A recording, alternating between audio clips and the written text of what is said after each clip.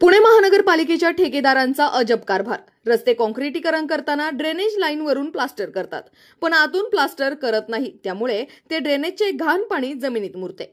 उंदीर घुशी चेंबर पोखरतात, त्यामुळे ते घाण पाणी आजूबाजूला असलेल्या बोरमध्ये कधी लिकेज असलेल्या पाण्याच्या लाईनमधून लोकांच्या घरात नळाद्वारे जात असल्याने पावसाळ्यात आरोग्याच्या समस्या निर्माण झाल्याने नागरिक त्रस्त आहेत। सदर चेंबर हे धनकवडीतील श्रीनगरमधील आहेत। हे सगळे का घडत आहे, तर अधिकारी आणि ठेकेदारांची मिलीभगत। पाहूया यावर पालिका काय करते आता। आम्ही काय म्हणतो त्या चेंबरातलं त्याला गाळ म्हणतो काय? आईकडचं काढलंय का? ते आईकडचं काढलंय का?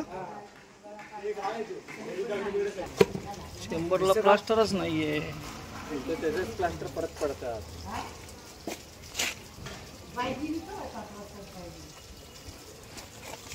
विदाउट प्लास्टरची चेंबर बिलं घेताना कशी घेतात? तुम्ही साफ करताना तुमच्या लक्षात आलं ना, एकाही चेंबरला नाही आतून प्लास्टर। अशी ही महानगरपालिकेची कामं आहेत। ठेकेदार कशा पद्धतीने काम करतायत, ते महिन्यात 3 वेळा चेंबर साफ करायला लागले। बरोबर का नाही?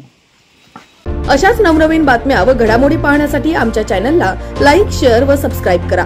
टॉप न्यूज पुणे जाहिराती व बातम्या देण्यासाठी संपर्क मुख्य संपादक कैलास गायकवाड।